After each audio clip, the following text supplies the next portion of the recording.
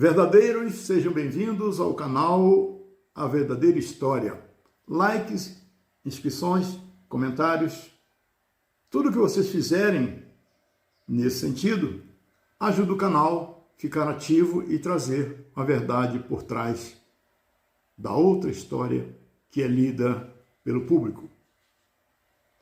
Vocês sabem que quem escreve a história é quem vence ou uma batalha, qualquer tipo de batalha, não só de armas, mas também as guerras. Quem vence as guerras são os que escrevem a história, são os mais fortes. Então a história é contada do jeito dele, do vencedor. Como na Segunda Guerra, por exemplo, qual é a história mais lida? A história mais lida é contada pelo Ocidente, do lado de cá, não da Alemanha. O único livro que talvez você vá ler que tem alguma coisa de verdade escrita por um estadunidense, um coronel, chama Do Outro Lado da Colina, quando ele entrevistou os generais nazistas, né? Logo após o término da guerra. Aí talvez você veja ainda um pouco de verdade. O resto é o vencedor que desenha. O vídeo de hoje, a ideia surgiu quando eu me lembrei de uma enciclopédia chamada Delta Larousse, que a minha mãe comprou para que a gente pesquisasse. E a primeira coisa que eu li quando abri foi a relação, foram os nomes dos ganhadores do Prêmio Nobel. Aí estava lá um monte de estadunidense, só americano. Eu disse, poxa, realmente, eles têm muita gente inteligente, né? No entanto, o que mais me chamou a atenção, aí eu voltei à enciclopédia Delta Larousse, foi porque recentemente eu vi alguém, inclusive um brasileiro, fazendo uma comparação entre os Estados Unidos e o Brasil, dizendo o seguinte, que os Estados Unidos era a maior potência militar do mundo, como se isso fosse um grande predicado, e que o Brasil era razoável, era a maior força da América Latina, mas nem se comparava com a força planetária dos estadunidenses. E que ele tinha, aí não me lembro o nome, né, porque a Delta Larousse já se foi no tempo, isso era 57, 76, ganhadores de Nobel, e que o Brasil não tinha nenhum. Eu disse, olha, pelo que eu entendo de Nobel, grande coisa o Brasil não tem nenhum. Porque quantas vezes nós fomos garfados, entre aspas, das nossas criações. Outros levaram um nome, né? E eu disse, eu fiquei indignado. Quer dizer que estão comparando o Brasil com o Prêmio Nobel e tal. Digo, para começar, o Prêmio Nobel, vocês vão concordar comigo, é uma coisa política. Eles, inclusive, dizem, não, é hora de a gente dar o Prêmio Nobel para alguém daquele país lá, daquele tal país lá que está sofrendo muito, está tendo muito tal, guerras, guerrilhas, sei lá, nunca acaba, vamos incentivar e tal. Quer dizer, é uma coisa política, não é quem merece.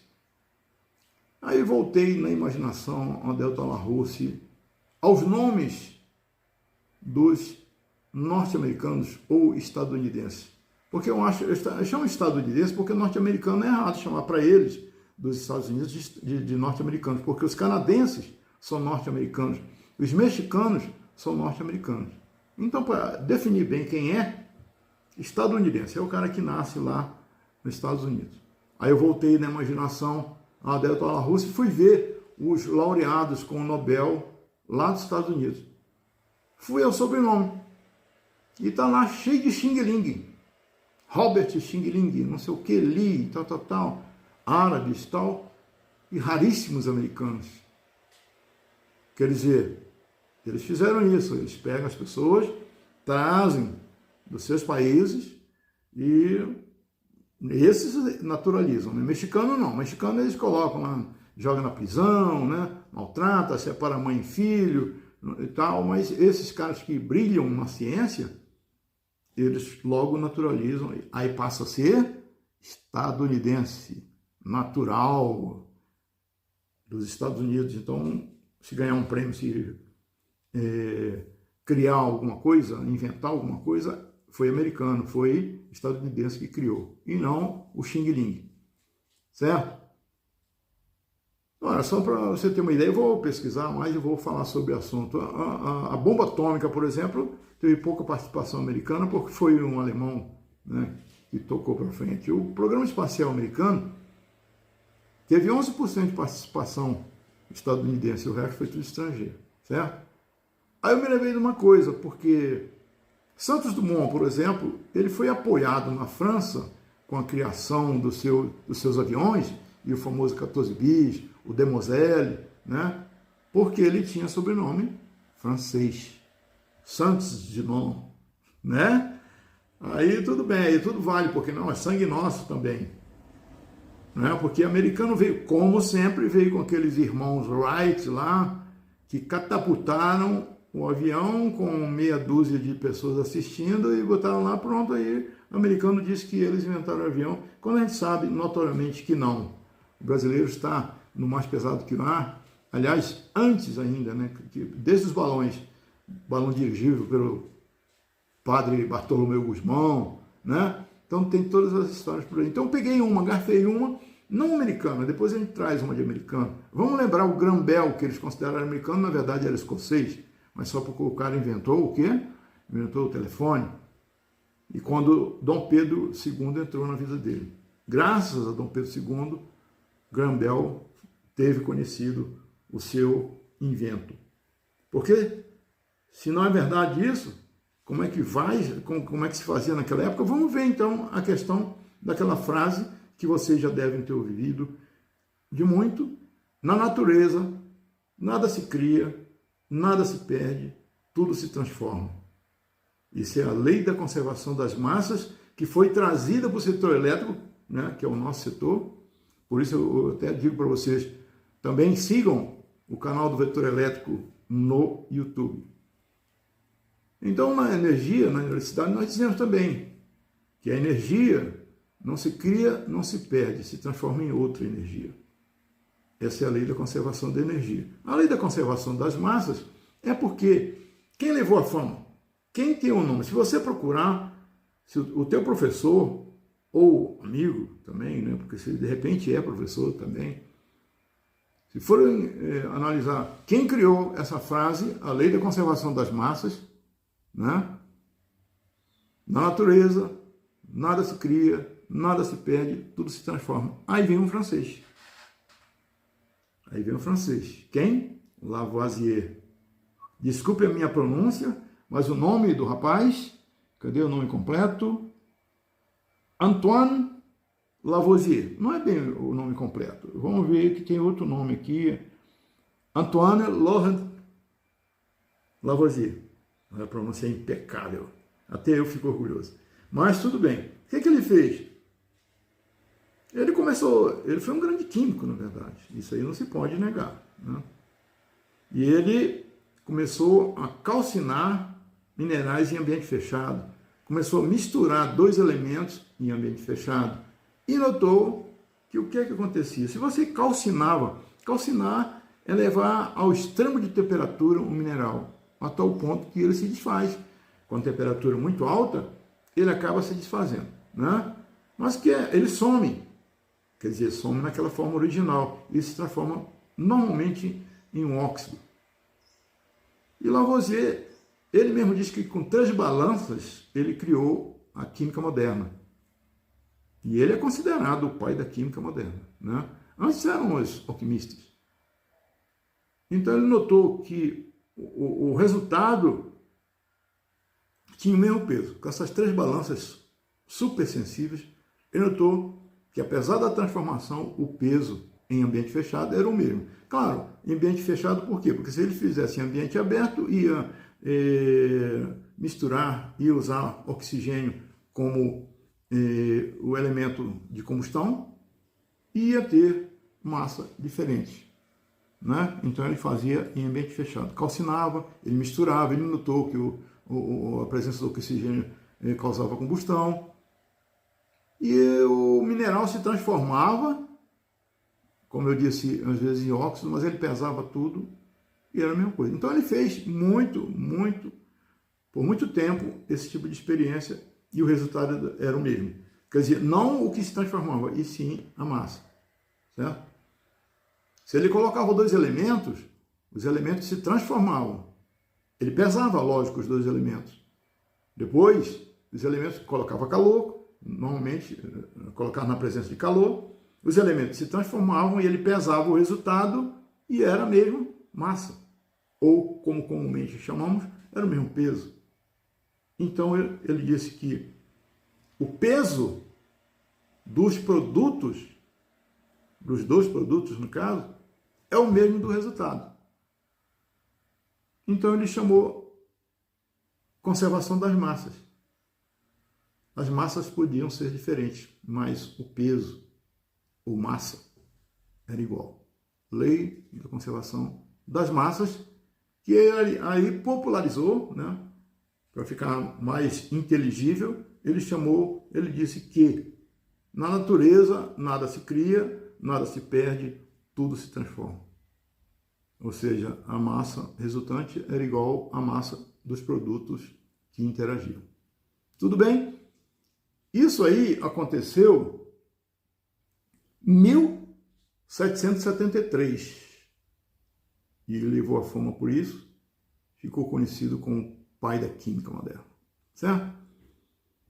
Mas aí, para mostrar para vocês como essa é a história. Essa é a história contada no Ocidente, essa história está nos livros. Quem não pesquisar mais além do livro escolar, além da pesquisa mais superficial no tio Google, vai encontrar Lavoisier, certo? Que criou a frase, que fez tudo. No entanto, agora vocês vão me desculpar mais ainda, porque a coisa vai ficar russa. O cara se chama Mikhail Vassilievich Lomonosov. Ou Lomonosov, né? Um russo, que era químico também, foi considerado um cara gênio na Rússia. E, tipo, chegaram até a comparar ele de vez em quando com o nosso amigo Leonardo da Vinci, que eram os multi, né? Os caras que mexiam com tudo. E eu uso esses caras, Newton, Lavoisier, agora o Mikhail, o nosso Lavoisier, né? Contra as pessoas que dizem que o ser humano é capaz de especializar no máximo em uma coisa, duas, por aí. Quando na cabeça esses caras eram especialistas em muita coisa. Eu acho interessante porque no Brasil vinham pessoas da Europa, franceses, alemães, que eram fotógrafos, eram historiadores, eram desenhistas, eram escritores. O cara manjava de tudo, de peixe a formiga. Quer dizer, eram multi-especialistas, né? Não, por que a gente vai se prender? Hoje a gente vai se prender em conhecer apenas uma matéria, uma profissão, uma especialização. Não, nós somos capazes de muitas. Então nós temos o caso aí do Lavoisier, do francês, e agora no caso do Mikhail, do nosso amigo russo. Pois é, ele também calcinava metais. Calcinava metais, chegou à mesma conclusão, que o produto sempre tinha a mesma massa, aliás, o resultado tinha a mesma massa dos produtos que foram colocados em ambiente fechado, tinha que ser em ambiente fechado, que interagiram. As massas eram iguais. E ele disse, em russo, a lei da conservação das matérias, ou das massas. E ele disse também, na natureza nada se cria, nada se perde, tudo se transforma. Aí você me pergunta, meu verdadeiro e caro amigo do canal, A Verdadeira História, por que então que o Mikhail Lomonosov não levou a fama? Outra coisa, vamos falar a data. Lavoisier foi quando? 1773? O Lomonosov fez 1760. Ele tirou essas conclusões em 1760, 13 anos antes do estudo de Lavoisier, antes das suas conclusões. Qual a diferença nisso tudo? Lavoisier era do Ocidente, Lavoisier era da Europa, Lavoisier publicou em semanários científicos, em jornal noticiou, a França deve ter feito, né? Provavelmente da mesma forma que noticiou o voo do 14 bis, porque o Santos era de mão, botou o circo na praça. E todo mundo ficou sabendo que a lei da conservação das massas, que dizia na natureza nada se cria, nada se perde, tudo se transforma, foi um francês chamado Lavoisier. 13 anos antes o russo tinha feito.